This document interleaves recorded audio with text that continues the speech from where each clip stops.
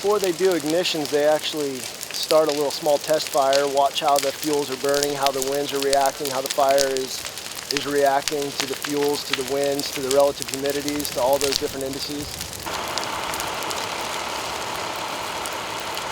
And we got another one in here. If you want to grab those, come on in. Send you guys, we can watch them, we can keep them on.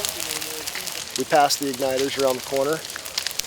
All of these individuals in the green here are holding, and what they're doing is simply making sure none of the fire jumps the fire line and into the green here. They have one of the hardest jobs there is because they get to sit in the smoke and just get pummeled with smoke all day long.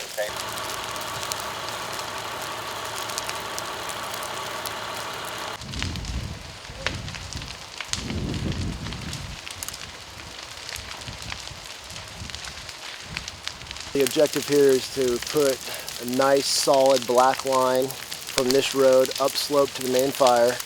By doing so, we are removing the fuels, and we're not going to have a reverse in wind and have a rush of fire coming down and jumping into the green. And on the other side of that is downhill slope run to farmhouses and other values at risk.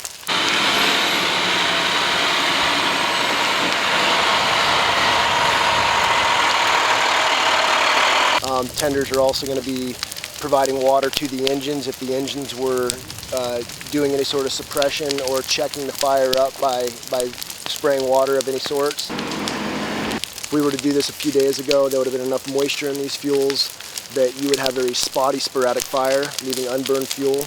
That unburned fuel is a bad thing for us because we want a nice solid black environment to where, again, we don't have any fire come back through. If we had a different wind direction, could potentially jump the line into the green.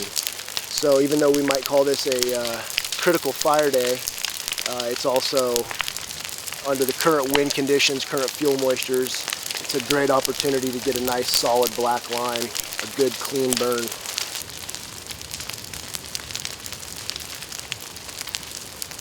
You can just see around the base of these trees that are really close to the line here, they had gone in and removed the fuels away from the bowl of the tree to where you didn't have the ladder fuels catch. All of these fuels here, these branches that are on the tree, we call those ladder fuels because literally the fire can use it to ladder up into the canopy and again jump across the line. So before they ignited this, they came in and all of these trees that are along the edge, they had pulled those fuels away to help keep that to a minimum.